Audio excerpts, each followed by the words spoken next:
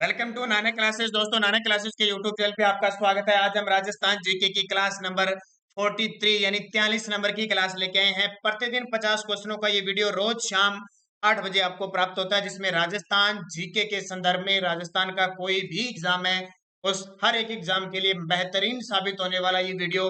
जो विद्यार्थी लगातार जुड़ा हुआ है वो अब ये जान चुका होगा कि हमने जो 42 वीडियो देखे हैं उसके संदर्भ में आपको राजस्थान जीके कितना कवर होगा। तो जल्दी से वीडियो को लाइक करो, शेयर करो। अगर आप चैनल पे नए हैं तो इसको सब्सक्राइब कर लो। तो स्टार्ट करते हैं आज के बेहतरीन इन इंपॉर्टेंट क्वेश्चनों की शुरुआत। पहला क्वेश्चन, लोहे के लिए प्रसिद्ध क्षेत्र कौन सा है? लोहे के लिए प्रसिद्ध क्षेत्र कौन सा है इनमें से? नाथरा की पाल उदयपुर, चोमू मोरिचा जयपुर, निमला रायसेला दौसा, डाबला सिंगाना क्षेत्र झुंझुनू, या सभी है? इनमें से राजस्थान में कौन सी लोहे की खान है वो प्रसिद्ध है या सारी प्रसिद्ध है? तो इसका उत्तर हो जाएगा ये सारी की सारी लोहे की है। आपको पता है हमारे राजस्थान में सर्वाधिक जो लोहा होता है वो जयपुर के अंदर होता है। तो देखो कौन कौन सी खानें बेहतरीन खास है। नाथरा की पाल उदयपुर, चोमू मोरिचा बानोला जयपुर, निमला रायसेला दौसा, डाबला सिंगाना क्षेत्र झुंझुनू, ये लोहे की सारी खानें हैं। इनको याद कर लेना बढ़िया तरीके से। कॉपी पेन ले रखा है आपने, उतार लेना। पेपर में पूछा ही पूछा जाएगा लोहे की खान। और सुबह 7 बजे के करंट अफेयर्स की क्लास में ये क्वेश्चन मैंने आपसे पूछ रखा है। 2021 के एक एग्जाम में क्वेश्चन आया था सुमेलित करने वाले में। तो नाथरा की पाल, चोमू मोरिचा, निमला रायसेला या मोरिचा चोमू, डाबला सिंगाना, ये सारी की सारी लोहे के लिए प्रसिद्ध है। विकास के लिए फैशन किससे संबंधित है? विकास के लिए फैशन किससे संबंधित है? खादी व कोटा डोरियों से, ऊनी वस्त्रों के लिए, टेराकोटा के लिए, या स्वदेशी वस्तुओं के लिए? तो ध्यान रखना, विकास के लिए फैशन है खादी व कोटा डोरियों से संबंधित है। अगला देखिए, अरावली पर्वतमाला वर्तमान में किस प्रकार की है? अवशिष्ट है, वलित है, अवशिष्ट व वलित दोनों ही है, या इनमें से कोई नहीं?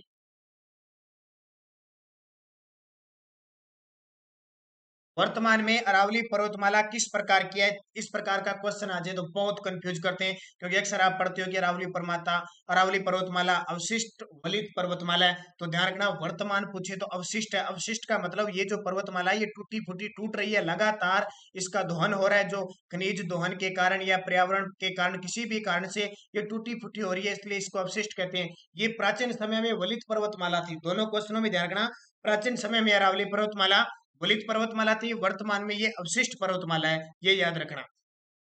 शेखावटी ब्रिगेड का मुख्यालय कहाँ स्थित है? शेखावटी ब्रिगेड का मुख्यालय कहाँ स्थित है? और ये 2021 के 21 मार्च के पेपर में भी क्वेश्चन आया था, हूबहू क्वेश्चन आया था ये। शेखावटी ब्रिगेड का मुख्यालय कहाँ पे है? झुंझुनू के अंदर है। और ये शेखावटी ब्रिगेड स्थापित कब हुआ था? 1834 में स्थापित हुआ था। और ये एरनपुरा जानते हो आप? एरनपुरा जोधपुर रीजन के अंदर आता था। इसमें जोधपुर रीजन के अंदर आता था, जिसकी स्थापना 1835 में हुई थी। और एक मेवाड़ भील कोर, क्या? मेवाड़ भील कोर ये स्थापित हुआ था 1841 में, जिसका मुख्यालय कहाँ पे था? खेरवाड़ा के अंदर था। मेवाड़ भील कोर जिसकी स्थापना 1841 में खेरवाड़ा मुख्यालय था। और जोधपुर रीजन जिसकी स्थापना 1835 में हुई थी, एरनपुरा में था। शेखावरी ब्रिगेड जिसका मुख्यालय झुंझुनू में, स्थापना 1834 में हुई थी। और एक है अजमेर बटालियन यानी मेरवाड़ा बटालियन, मेरवाड़ा बटालियन जिसकी स्थापना 1832 में हुई थी, इसका मुख्यालय अजमेर था। ये सारी याद रखना इंपॉर्टेंट है, पूछी जाती है। और एक नई मेवाड़ भील कोर थी, नई मेवाड़ भील कोर थी जिसका मुख्यालय बांसवाड़ा में था। ये पेपर में सन और मुख्यालय इनका पूछा जाता है। स्वामी दयानंद सरस्वती की रचना सत्यार्थ प्रकाश का द्वितीय संस्करण कहाँ लिखा गया? स्वामी दयानंद सरस्वती की रचना थी सत्यार्थ प्रकाश। और इन्होंने आपको पता है वेदों की ओर लौट चलो का नारा दिया था, आर्य समाज की स्थापना की थी। इनके द्वितीय संस्करण को कहाँ लिखा गया? तो इसको याद रखना, उदयपुर में लिखा गया। और उदयपुर में इनके द्वारा परोपकारिणी सभा की स्थापना 1883 में की जाती है। चावंड चित्र शैली का प्रारंभ किस चित्रकला के अंतर्गत हुआ? मेवाड़ चित्रकला, मारवाड़ चित्रकला, बूंदी चित्रकला, या कोटा चित्रकला? यानी चावंड चित्र शैली है वो किस शैली की उपशैली है? याद रखना है आपको, मेवाड़ चित्र शैली की उपशैली है चावंड चित्र शैली। इसकी शुरुआत महाराणा प्रताप के समय हुई थी। आपको पता है ना, महाराणा प्रताप की मृत्यु 19 जनवरी 1597 को चावंड बारडोली में हुई थी। और चावनचेली का विकास हुआ था वो अमर सिंह के काल में हुआ था। अमर सिंह महाराणा प्रताप के पुत्र थे, उनके काल में। राजस्थान में पर्यटन को उद्योग का दर्जा मोहम्मद यूनिस समिति की सिफारिश पर कब दिया गया? राजस्थान में पर्यटन उद्योग का दर्जा यानी पर्यटन को उद्योग का दर्जा दिया गया, एक नृत्य उद्योग का है, मोहम्मद यूनिस समिति की सिफारिश पर कब दिया गया? 1989, 1988 या फिर 1979 या 1978? ये क्वेश्चन बहुत इंपॉर्टेंट है। 1989 में दिया गया। राजस्थान देश का पहला ऐसा राज्य है जिसने पर्यटन को उद्योग का दर्जा दिया था। राजस्थान में लोकायुक्त की स्थापना कब हुई थी? ये क्वेश्चन बहुत चर्चित है पिछले 2 सालों से। राजस्थान में लोकायुक्त की स्थापना कब हुई थी? याद रखना 1973 में हुई थी और राजस्थान के प्रथम लोकायुक्त थे आई.डी. दुआ। आई.डी. दुआ। अब मुझे कमेंट करके बताओगे वर्तमान में राजस्थान के नए लोकायुक्त कौन है? आपको पता है नियुक्त कर दिए चुके हैं, किए जा चुके हैं। राजस्थान के वर्तमान जो सुबह 7 बजे की करंट अफेयर्स की क्लास देखता है उसके लिए तो ये क्वेश्चन बहुत ही शानदार और आसान क्वेश्चन है। राजस्थान के वर्तमान लोकायुक्त कौन है? मुझे कमेंट करके ये क्वेश्चन आपके लिए छोड़ के जाता हूं, बताना ही है। ध्यान रखना 1973 में आई.डी. आपको पता है भाजपा सरकार ने 2018 में इसका कार्यकाल 5 वर्ष से बढ़ाकर 8 वर्ष कर दिया था और फिर कांग्रेस सरकार ने इसे अधिनियम लाके 5 वर्ष वापिस कर दिया। बल्ल्या आभूषण कहाँ पहना जाता है? बल्ल्या आभूषण कहाँ पहना जाता है? हाथ में, कान में, नाक में या गले में? बल्ल्या आभूषण हाथ में पहना जाता है। ये 2000 ये इससे पहले जो सेकंड ग्रेड का एग्जाम हुआ था उसमें क्वेश्चन पूछा गया था। बल्ल्या आभूषण कहाँ पहना जाता है? हाथ में। सूर्यों का रूप होता है। चंदू जी का गड्ढा वह बोडी गामा स्थान किसके लिए विख्यात है?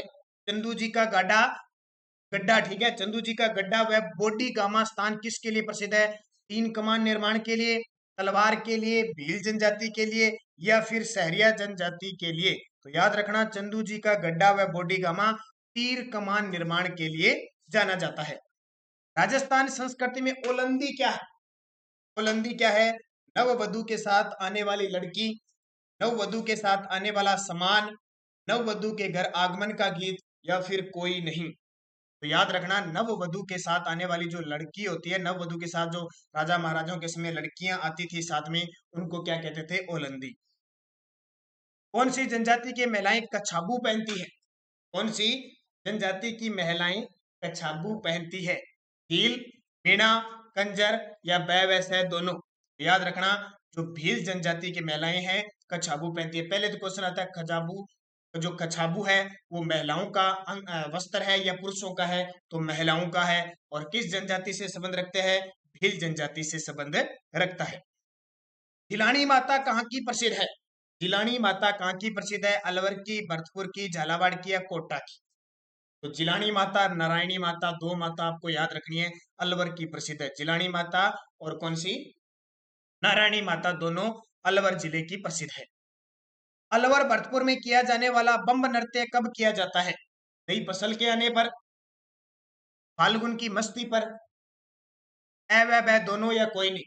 तो ध्यान रखना अलवर भरतपुर यानी मेवात क्षेत्र में जो बम्ब नृत्य या बम रसिया नृत्य किया जाता है वो व दोनों यानी नई फसल के आने पर और इसी समय कौन सा महीना होता है? फाल्गुन की मस्ती पर किया जाता है। राजगोला जी से पूछ लो, ये बम्ब नृत्य फाल्गुन की मस्ती पर और नई फसल पर करते हैं। राव जोधा ने जोधपुर शहर कब बसाया? राव जोधा ने जोधपुर शहर कब बसाया? बहुत ही चर्चित क्वेश्चन है। तो सीधा सा है 12 मई 1459 को राव जोधा ने जोधपुर शहर बसाया। किस क्षेत्र में? मारवाड़ क्षेत्र में। राव जोधा किसका पुत्र था? राव जोधा राव रणमल का पुत्र।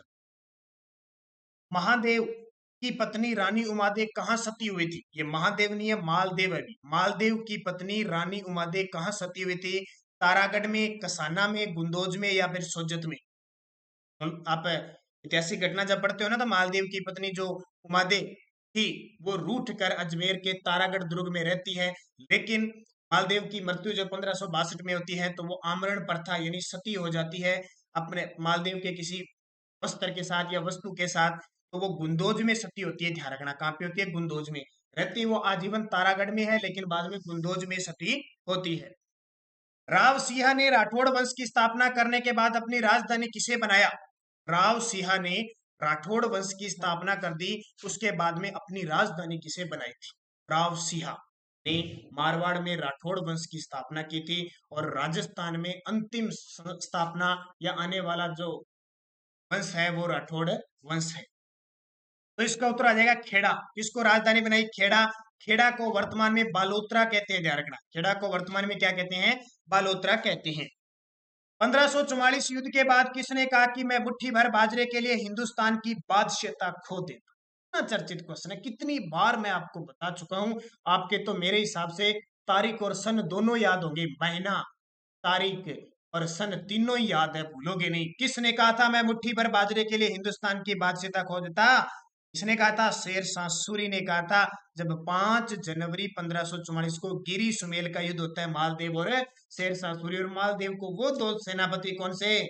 आला और ये जेता और कुंभा, सॉरी, जेता और कुंभा, जिनकी वीरता इतनी थी कि शेर शाह सूरी हारता हारता बचता और लास्ट में कहता है मैं मुट्ठी भर बाजरे के लिए हिंदुस्तान की बादशाहता खोलता। ये किसने कहा था? अब्बास शेरवानी ने कहा था, ध्यान रखना। मुगलों की दीनता स्वीकार, यानी मैंने क्या कह रहा है, कहा तो शेरशाह सूरी ने था, ये कहता कौन है? अब्बास शेरवानी ये कहता है कि शेरशाह सूरी ने कहा कि मैं मुट्ठी भर बाजरे के लिए हिंदुस्तान की बादशाहता खो देता। कथन ये इसका था। मुगलों की दीनता स्वीकार करने वाला मारवाड़ का प्रथम शासक कौन है ना? मुगलों की दीनता स्वीकार करने वाला मारवाड़ का प्रथम शासक। जल्दी से बता दो, ऐसे क्वेश्चन तो बहुत आसान है, रिपीट कर रहा हूं मैं, कई बार क्वेश्चन बता चुका हूं आपको। सही जवाब क्या हो जाएगा? उदय सिंह। कौन सा उदय सिंह? मोटा राजा उदय सिंह, जो चंद्रसेन का भाई था। चंद्रसेन से रूठकर अकबर की शरण में चला जाता है और अकबर से दीनता स्वीकार करता है और अकबर इसे मोटा राजा की उपाधि देता है। और ये अपनी पुत्री जोधाबाई, या अलग अलग नाम आते हैं इनके बहुत से, वो अपनी पुत्री की शादी जहांगीर से करता है। राव चंद्रसेन का जन्म कहाँ हुआ? बहुत इंपॉर्टेंट है, देखो, राव चंद्रसेन, मारवाड़ के राय सिंह, महाराणा प्रताप, ये तीन शख्स है, इनका जन्म याद रखना। राव चंद्रसेन का जन्म हुआ था 1541 में। राय सिंह का भी 1541 में हुआ था और महाराणा प्रताप का जन्म 1540 में हुआ था। अकबर का जन्म 1542 में हुआ था। गिरी सुमेल का युद्ध 1544 में हुआ था। 1542 के अंदर उदय उदय सिंह ने शेरशाह सूरी की दीनता स्वीकार की थी। 1541 में पाइपा साहिबा का युद्ध हुआ था। 1539 में चौसा का युद्ध हुआ था। 1540 में कन्नौज का युद्ध हुआ था। 1534 में किसका? चित्तौड़गढ़ का दूसरा साका हुआ था। 1530 में बाबर की मृत्यु हुई थी। 1528 में राणा सांगा की मृत्यु हुई थी। 1527 में सांगा जो खानवा का युद्ध लड़ता है। 1526 में पानीपत का युद्ध होता है। 1519 में सांगा गागरोन का युद्ध लड़ता है। 1518 में सांगा बाड़ी का युद्ध लड़ता है। 1517 में खातौली का युद्ध लड़ता है। 1509 में वो गद्दी पर बैठता है। 1516 में इब्राहिम लोदी गद्दी पर बैठता है। इस प्रकार हिस्ट्री के आपको सन लगभग याद होने चाहिए। तो देखिए 1541 में राव चंद्रसेन का जन्म हुआ। अभी आप सोचते हो कि मेरे को कुछ 4 सन याद है तो मैं आपको बता रहा हूँ, बता नहीं रहा हूँ। ये पेपर में क्वेश्चन पूछे जाते हैं अक्सर। मैं जब कोचिंग में पढ़ाता हूँ तो इस प्रकार के सन उनको याद करवाता हूँ शुरुआत से लेकर अंत तक, ताकि उनके दिमाग में कंठस्थ हो जाए। और एक बार कंठस्थ होने के बाद हिस्ट्री ऐसी है कि आप भूलते नहीं हो। सूर सिंह को स्वाई की उपाधि किस मुगल बादशाह ने की थी? आज मारवाड़ के राठौड़ वंशों से संबंधित बहुत सारे क्वेश्चन होंगे। सूर सिंह को स्वाई की उपाधि किस मुगल बादशाह ने दी थी? तो सूर सिंह को स्वाई की उपाधि दी थी किसने? अकबर ने दी थी, याद रखना। सूर सिंह को स्वाई की उपाधि अकबर ने दी थी। जबकि एक शासक आएगा गज सिंह। कौन सा शासक है? गज सिंह आएगा। गज सिंह को जहांगीर ने दल थंबन की उपाधि दी थी। अगला, गज सिंह को दल थंबन की उपाधि किस शासक के द्वारा दी गई? ये पेपर है, आप 2018 और 2017 के 3-4 क्वेश्चन पेपर उठा के देखना। RSMSSB के, उसमें बैक टू बैक क्वेश्चन पूछे गए हैं, उदय सिंह वाला, गज सिंह वाला और सूर सिंह वाला, और कंफ्यूज हो जाते हैं वहां पेपर में। तो गज सिंह को दल थंबन की उपाधि किस शासक के द्वारा दी गई? जहांगीर। दल थंबन का मतलब होता है, दल थंबन का सेना को रोकने वाला, सेना को, शत्रु को रोकने वाला। दल थंबन गज सिंह ने उपाधि दी थी। गज सिंह को उपाधि दी थी दल थंबन की किसने? जहांगीर ने। और सूर सिंह को स्वाई की उपाधि अकबर ने। और मोटा राजा की उपाधि उदय सिंह को अकबर ने। जसवंत सिंह को महाराजा की उपाधि शाहजहां ने। तो ऐसी उपाधियां याद रखनी है। जब जलाल खां 1574 में चंद्रसेन पर आक्रमण किया तो चंद्रसेन भागकर कहां चले गए? जब जलाल खां 1574 में चंद्रसेन पर आक्रमण करता है तो चंद्रसेन भागकर कहां चले जाते हैं? इससे पहले वीडियो में मैंने कहा था नहीं, 1564 में हुसैन कुली खां के नेतृत्व में जोधपुर पर आक्रमण होता है तो चंद्रसेन है वो भागकर कहां चले जाते हैं? बादराजून चले जाते हैं। तो 1574 में जलाल खां आक्रमण करते हैं तो बादराजून से जो चंद्रसेन है वो भागकर सिवाना चले जाते हैं। बादराजून जालौर में है। जेतारण का युद्ध कब हुआ? बहुत ही आसान सा क्वेश्चन आपको दे दिया और बड़े आसान तरीके से आप इसका उत्तर भी दे सकते हो। जल्दी से दिनेश पूनिया जवाब दे दो इसका। राजगोला, मनीषा बिश्नोई, काव्या झोड़, सोनिया निर्वालिया, पिंकू साहू। तो इसके जवाब आ जाने चाहिए फटाफट। आप तो लगातार पढ़ रहे हो। पवन राठौड़, सोनिया राठौड़। आपके जवाब तो बड़े शानदार तरीके से जल्दी जल्दी आने चाहिए, दिक्कत नहीं होनी चाहिए आपको किसी भी प्रकार की। फटाफट आप उत्तर दे दिया करो। प्रकाश कुमार, दिनेश कुमार सुतार, जो लगातार मेरी वीडियो देख रही है, अनीशा बिश्नोई, मनीषा बिश्नोई, मोनिका, सुमनदीप कौर, ये सारे विद्यार्थी जो कंटिन्यू, जो लगभग कुछ विद्यार्थी प्रवीता मेरे से पढ़े हुए हैं, वो तो एक भी क्वेश्चन इनका गलत होना ही नहीं चाहिए, एक भी मिस्टेक नहीं होनी चाहिए। पूजा शर्मा, ठीक है। तो इसका उत्तर हो जाएगा 5 जनवरी 1544 को जेतारण, यानी इसी को कहते हैं गिरी सुमेल का युद्ध। याद रखना, जेतारण का दूसरा नाम क्या है? गिरी सुमेल। है कहाँ पे? पाली में, मालदेव और शेरशाह के बीच हुआ था। 1903 में से केसरी सिंह भाट ने किस महाराणा को दिल्ली दरबार में जाने से रोका था? 1903 में केसरी सिंह भाट ने किस महाराणा को दिल्ली दरबार में जाने से रोका था? पढ़ाना आपने 13 सोठ लिखे थे चेतावनीरा चुंगटिया, और वो महाराणा थे फतेह सिंह। उस समय कौन थे? फतेह सिंह। इससे दिमाग लगा लो, अब 1897 से 1941 तक जो बिजोलिया किसान आंदोलन चला था, उस समय फतेह सिंह ही शासक थे। तो उसके बारे में, तो केसरी सिंह भाट 1903 सन याद रखना। मेवाड़ के किस शासक ने सहेलियों की बाड़ी का निर्माण करवाया था? 2017 का जेल प्रेरी का पेपर था और उसमें क्वेश्चन आया था। मेवाड़ के किस शासक ने सहेलियों की बाड़ी का निर्माण करवाया था? अमर सिंह प्रथम, अमर सिंह द्वितीय, राम सिंह द्वितीय, जगत सिंह द्वितीय। और जहां तक है, सारे विद्यार्थी तुक्के लगाएंगे। जहां तक है, जितने भी विद्यार्थी देख रहे हैं, इस क्वेश्चन में तुक्का लगाएंगे, देख लेना। देखते हैं कौन इसका सही जवाब दे पाता है, एकदम बिल्कुल। तो तुक्के लगा रहे हैं, और मैंने कहा था ये कोई भी ऑप्शन नहीं है, क्योंकि इसमें उत्तर ही नहीं है। संग्राम सिंह द्वितीय ने सहेलियों की बाड़ी का निर्माण है करवाया था। मेवाड़ के संग्राम सिंह द्वितीय आए थे जिन्होंने सहेलियों की बाड़ी का निर्माण करवाया था। तो तुक्के नहीं लगाने, कॉन्सेप्ट क्लियर करना, इसमें कोई ऑप्शन ही नहीं है। विजय कटकातु की उपाधि किस मेवाड़ शासक को प्राप्त थी? बहुत ही शानदार क्वेश्चन है, 2019 के पेपर में क्वेश्चन आया है। विजय कटकातु प्लस हाइड्रोलिक रूलर की उपाधि किस शासक को प्राप्त है? हाइड्रोलिक रूलर की उपाधि किस शासक को प्राप्त है? मेवाड़ के शासक राज सिंह, जो 1651 से 1680 तक गद्दी पर बैठते हैं, जिन्होंने राजसमंद झील का निर्माण करवाया, राज प्रशस्ति का निर्माण करवाया। मेवाड़ और मुगलों के बीच प्रथम संधि किस समय हुई? मेवाड़ और मुगलों के बीच प्रथम संधि किस समय हुई थी? ये सन वाले, तारीख वाले याद ही रखनी है। 5 जनवरी 1544 याद रह जाएगा आपके। अब ये मेवाड़ मुगल संधि और याद करनी है, तो याद रखना 5 फरवरी 1615। 5 फरवरी 1615 को जहांगीर और अमर सिंह प्रथम के बीच ये संधि होती है। मारवाड़ के राठौड़ों की कुल देवी कौन है? चामुंडा माता, नागणेची माता, करणी माता, तनोट माता। मारवाड़ के जो राठौड़ है उनकी कुल देवी का मतलब जहां से कुल स्टार्ट होता है वहां से देवी को मानने लग जाते हैं, तो वो माता है नागणेची माता। अब आपको पता है नागणेची माता का मंदिर, मुख्य मंदिर है वो नगाना गांव बाड़मेर में है। मेहरानगढ़ में भी है, बीकानेर में भी है, लेकिन मुख्य मंदिर ये नगाना है, क्योंकि शुरुआत इसकी वहीं से होगी। जो राव दुहड़ आए थे, उन्होंने इस मंदिर का निर्माण करवाया था। और इनकी जो कुल देवी यानी आराध्य देवी, इष्ट देवी है, वो है चामुंडा माता। मारवाड़ का पितरहंता किस शासक को कहा जाता है? बड़ा ही आसान क्वेश्चन। चंद्रसेन, राव सातल, राव गांगा या मालदेव? मारवाड़ का पितरहंता किस शासक को कहा जाता है? तो राव मालदेव को कहा जाता है। 1531 में मालदेव ने अपने पिता राव गांगा की हत्या की थी। इसे मारवाड़ का प्रथम पितरहंता कहते हैं। और दूसरा पितरहंता ध्यान रखना, जो शासक आए थे, यानी अजीत सिंह की हत्या करती थी किसने? एक शासक आए थे अभ्य सिंह के भाई, यानी शासक नहीं बने लेकिन वो बाघ सिंह। दो शासक थे, अजीत सिंह जो थे, अजीत सिंह के दो पुत्र थे, एक तो अभ्य सिंह और एक भक्त सिंह। सॉरी, बाघ सिंह नहीं, भक्त सिंह। भक्त सिंह ने भी अजीत सिंह की हत्या कर दी थी, इसलिए दूसरा पितरहंता कहलाता है मारवाड़ का।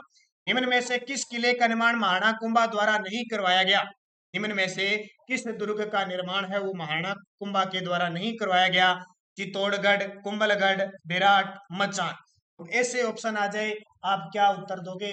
देखते हैं किस कौन सा विद्यार्थी सही जवाब दे पाता है। तो बेराट का निर्माण नहीं करवाया, मचान दुर्ग का निर्माण करवाया, कुंभलगढ़ का भी करवाया और चित्तौड़गढ़ का भी पुनर्निर्माण करवाया था। राव चंद्रसेन को मारवाड़ के प्रताप की संज्ञा किसने दी?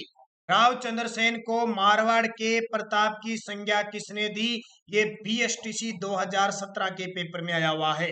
राव चंद्रसेन को मारवाड़ का प्रताप कहते हैं ना, मारवाड़ का प्रताप कहते हैं, प्रताप का पथ प्रदर्शक कहते हैं, अग्रगामी कहते हैं, बुला बिसरा राजा इसको कहते हैं, विस्मृत नायक इसको कहते हैं। लेकिन मारवाड़ के प्रताप की संज्ञा किसने दी थी? विश्वेश्वर नाथ रेड के द्वारा दी गई। अगला, पाइबा साहिबा के युद्ध के बाद मालदेव ने बीकानेर का प्रशासक किसे नियुक्त किया? पाइबा साहिबा के युद्ध के बाद मालदेव ने बीकानेर का प्रशासक किसे नियुक्त किया? अभी मैंने बहुत सारे सन लिखे थे ना, उसमें पाइबा साहिबा का युद्ध बताया था 1541 में बीकानेर के शासक राव जेतसी और मारवाड़ के शासक मालदेव के बीच में हुआ, जिसमें मालदेव जीत गया। और मालदेव ने जो बीकानेर का प्रशासक है वो कुंपा को सौंप दिया। जेता और कुंपा किसके सेनापति थे? मालदेव के। 1644 में मतीरेरी राड़ किन किन के मध्य हुई? 1644 में मतीरेरी राड़ हुई थी, वो किन किन के मध्य हुई थी? जसवंत सिंह जोधा, अमर सिंह, कर्ण सिंह, गज सिंह, सूर सिंह, उदय सिंह या चंद्रसेन? इसके बीच बीकानेर के शासक कर्ण सिंह और नागौर के शासक अमर सिंह के बीच मतीरेरी राड़ हुई थी। मारवाड़ की पन्ना दाई ने किस शासक को औरंगजेब के चंगुल से छुड़ाया था? मारवाड़ की पन्ना दाई ने किस शासक को औरंगजेब के चंगुल से छुड़ाया था? और पन्ना दाई, अब मारवाड़ की पन्ना दाई है कौन? आपको पता है, गोरा दाई को कहते हैं। और दुर्गादास के साथ मिलकर उन्होंने जसवंत सिंह के पुत्र अजीत सिंह को छुड़ाया था। और अजीत सिंह को ध्यान रखना, कान का कच्चा कहते हैं।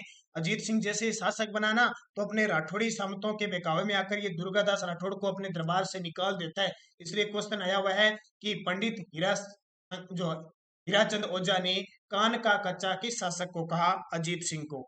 अकबर ने राय सिंह को जोधपुर का प्रशासक कब बनाया था? ये बहुत इंपॉर्टेंट है, ये पिछले साल ही पेपर में आया है।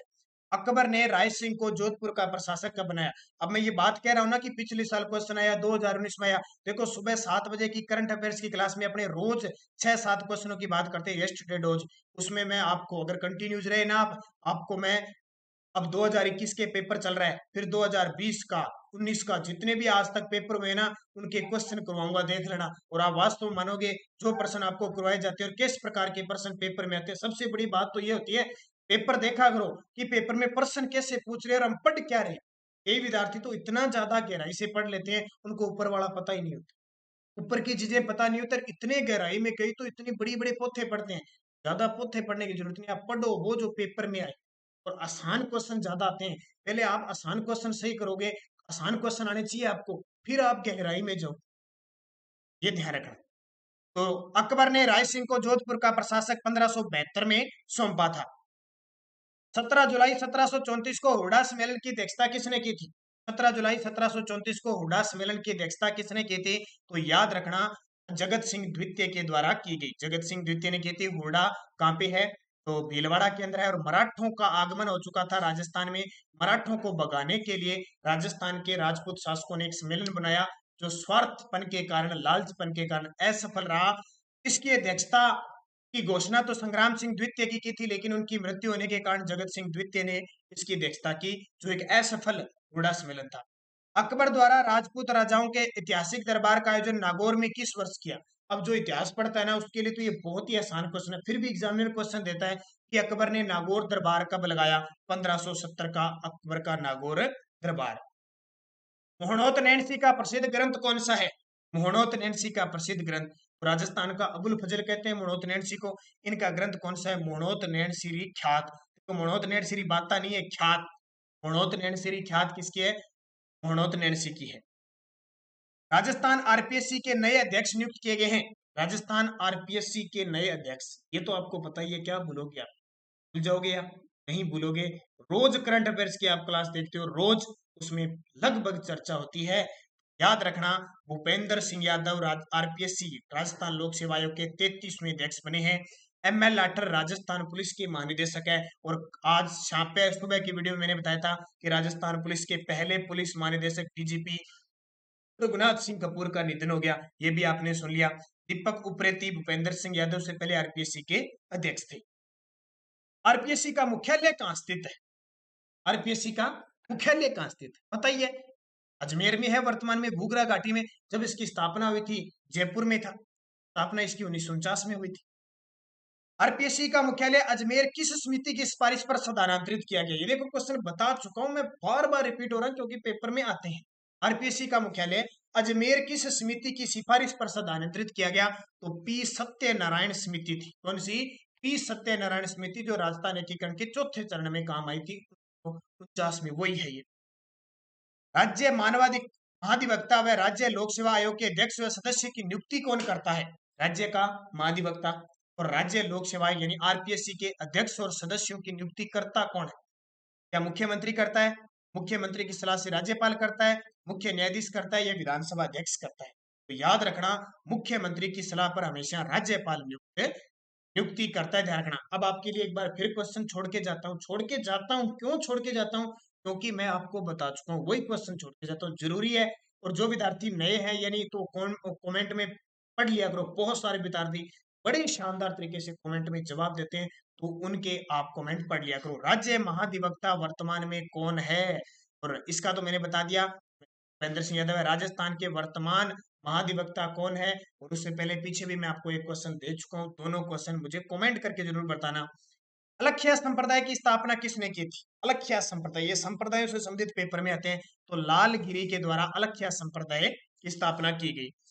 बालेंद्र जी किसके गुरु थे? यहां से पक्का प्रश्न आता है। बालेंद्र जी दादू दयाल जी के गुरु थे। मैं आपको बताता हूँ, दादू दयाल है, दादू दयाल जी ने दादू पंथ चलाया था, और उनके 100 दादू दयाल जी ने इनके 152 शिष्य, उनमें से 52 शिष्य इनके आधार स्तंभ है। 52 में से ना मान के चलो 10 से 20 शिष्य आपको याद करनी है। पेपर में आता है 3-4 दे दिए। जैसे ये प्रश्न हुआ है, बालेंद्र जी किस के गुरु कौन थे? तो दादू दयाल जी थे। बालेंद्र जी है, बखना जी है, गरीबदास जी, मिशिकन दास जी, जोगा जी, माधोदास जी, ठीक है। ये 10-15 के आसपास है, उनको याद रखना, उनका पेपर में पूछा जाता है। और उनकी 5 जो शाखा है उनके बारे में पूछा जाता है। सुंदरदास जी, रज्जब जी, इनकी शाखा है ना। गोड़वाड़ी क्या है? मारवाड़ की उपबोली है, मेवाड़ी की उपबोली है, मालवी की उपबोली है, बागड़ी की उपबोली है। गोड़वाड़ी है जो गोड़वाड़ प्रदेश में बोली जाती है, मारवाड़ी की उपबोली है। राजस्थानी भाषा में पाथल और पित्थल की रचना किसने की थी? राजस्थानी भाषा में पाथल और पित्थल की रचना किसने की थी? तो कन्हैयालाल सेठिया, जो चूरू के रहने वाले हैं। कन्हैयालाल सेठिया ने लिलटांस, मिंजर, पाथल, पित्थल, ठीक है, ये रचना किसकी है? कन्हैयालाल सेठिया की है। तो पाथल किसको कहा गया? महाराणा प्रताप को। और पित्थल पृथ्वीराज राठौड़ को संज्ञा दी गई। किस बोली को भीलों की बोली कहा जाता है? बड़ी ही आसान सी है। कर्नल जेम्स टोड ने, ग्रियर्सन ने, कई विद्वानों ने इसको बिली बोली कहा है। तो बिली बोली किस भाषा को कहा है?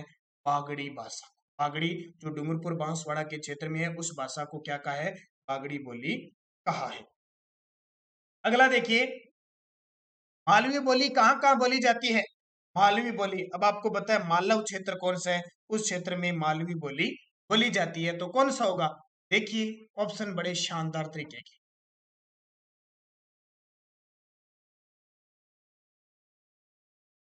इसका उत्तर क्या हो जाएगा? इसका उत्तर हो जाएगा झालावाड़, कोटा, प्रतापगढ़ में मालवी बोली जाती है। याद रखना, झालावाड़, कोटा और प्रतापगढ़ के अंदर। वैसे प्रतापगढ़, बूंदी, झालावाड़ है, कोटा, बूंदी, प्रतापगढ़ है, लेकिन इसका उत्तर है झालावाड़, कोटा, प्रतापगढ़।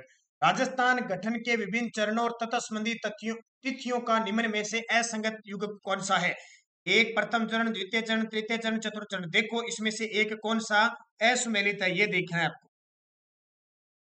अनीसा बिश्नोई ने कहा वेरी नाइस क्लास। कल मैंने क्वेश्चन पूछा था 15वीं विधानसभा के अध्यक्ष CP Joshi. Very good Anisa Bishnoi, आपने अच्छा जवाब दिया। गुलाबचंद कटारिया 15वीं विधानसभा के प्रोटेम स्पीकर। हाँ, ये क्वेश्चन पूछा था, 15वीं विधानसभा के प्रोटेम स्पीकर थे गुलाबचंद कटारिया। दीपक यादव ने कहा प्रोटेम स्पीकर 15वीं असेंबली गुलाबचंद कटारिया। बहुत अच्छी बात है। तो इसका उत्तर देख लो, प्रथम चरण 18 मार्च 1948, ये सही है। द्वितीय चरण 25 मार्च 1948, ये भी सही है। द्वितीय चरण गलत है। एक तो याद रखना, पहला, दूसरा और तीसरा चरण तीनों 1948 में हुए थे। तो तृतीय चरण हुआ था 18 अप्रैल 1948 को। 1949 की बात ही नहीं होती है। चतुर्थ चरण 30 मार्च 1949 को। पांचवा चरण 15 मई 1949 को। छठा चरण 26 जनवरी 1950 को। और सातवां चरण 1 नवंबर 1956 को। एकीकरण पूरा हो गया और ये आपके 50% भी पूरे हो गए। तो शानदार तरीके से आपके कमेंट, लाइक, पहले तो फटाफट लाइक करना जरूरी है, वीडियो को लाइक कर दो। फिर मैं कल के जवाब क्या थे, राज पुनावत जी ने कहा और प्रोटेम स्पीकर के बारे में बताया, महावीर सारस्वत, अंधेरे से मत डरो क्योंकि सितारे अंधेरे में ही चमका करते हैं, पूजा शर्मा का कमेंट है। इसके अलावा नेक्स्ट एग्जाम, किसी की सलाह से रास्ते जरूर मिलते हैं पर मंजिल तो खुद की मेहनत से ही मिलती है। बहुत अच्छी बात है, लेकिन अमल करना अच्छी बात है। मोनिका बिश्नोई, पिंकी साहू, आज का कलेक्शन बहुत शानदार था, थैंक यू। रीना भाटिया ने कहा आपका टॉपिक वाइज टेस्ट का आइडिया काफी अच्छा है। जी बिल्कुल, 60 वीडियो होने के बाद अपने टॉपिक वाइज लेंगे। Reena Bhatia, very nice question. Prakash Kumar 46 question सही है। इसके अलावा राजगोला जी, राजसी की स्थापना 1961 में, राजसिकों की स्थापना 1961 में, सही है। राजगोला जी का शानदार जवाब है। Gurjar Chena ji, very good. Priyanka Meena, very nice class, thank you आपको। प्रकाश कुमार, बांसवाड़ा में गर्मी ज्यादा पड़ती है। हाँ जी बिल्कुल, गर्मी उष्ण कटिबंधीय क्षेत्र है ना, कर्क रेखा है, इसलिए। प्रकाश कुमार, नम क्षेत्र हड़ौती क्षेत्र में पाया जाता है, बिल्कुल आपकी बात सही है, लेकिन जब जिलों की बात आती है तो नम क्षेत्र का मतलब ये नहीं है कि गर्मी ज्यादा पड़े तो नम भी नहीं होता। आपको पता है भूमध्य सागर क्षेत्र में गर्मी बहुत पड़ती है, 12 घंटे तो गर्मी पड़ती है और 12 घंटे बारिश होती है। नमी का मतलब होता है बारिश वगैरह होने से ठंडे मौसम का नमी रहती है, उमस भरा क्षेत्र रहता है, उसको कहते हैं। इसके अलावा भूपेंद्र यादव, गुलाबचंद कटारिया, सपना कुमारी, मिट्टी के वैज्ञानिक नाम आपने दिए, तो आप सभी विद्यार्थी सपना कुमारी का कमेंट पढ़ लेना, इन्होंने वैज्ञानिक नाम बताए हैं। विमला चौधरी, विमला चौधरी थैंक यू आपको। विमला चौधरी, 40 क्वेश्चन सही हैं। बंसीलाल ने कहा शानदार प्रश्नों का, ज्यादा से ज्यादा वीडियो को लाइक करें भी, धन्यवाद बंसीलाल जी। सपना कुमारी, परविता मेघवाल, आपके भी जवाब है। ममता खानवाली, प्रोटेम स्पीकर के बारे में, सोनिया नरवालिया जी, बहुत ही अच्छी बात है आपकी, 49 क्वेश्चन सही है, बहुत ही अच्छी शानदार तरीके में मानते हैं। रुकमा कुमारी, कब भी लो आप, ऑफलाइन क्लास लो, ऑनलाइन क्लास लो, आप क्लास जरूर लो, पूरे दिन में क्लास देखनी है। भारत भरत सिंह राय कटारिया, रीड टारगेट 2021। पूजा शर्मा, 44 क्वेश्चन है। भरत सिंह राय 44 है। ममता खानवाली 49 क्वेश्चन सही है। ओम प्रकाश बेरवा 44। सुनीता गुचूरा 47। ओम प्रकाश बेरवा, गुड इवनिंग आपको। और राजगोला जी, शुभ संध्या, राधे राधे। महावीर, पूजा शर्मा, राधे राधे। तो जो विद्यार्थी लगातार जुड़ा हुआ है ना, अब वो 45%, 45 से ज्यादा क्वेश्चन सही करने लग गया। और एक टेलीग्राम पर नानक क्लासेस स्टडी अड्डा ग्रुप बना हुआ है, वो आप ज्वाइन कीजिए। और अगर किसी विद्यार्थी को राजस्थान करंट अफेयर्स की पीडीएफ चाहिए तो आप, हमारा चार्जर रहता है 100 रुपये, आप 8094496272 पर संपर्क करके पीडीएफ प्राप्त कर सकते हो, 8094496272 पर।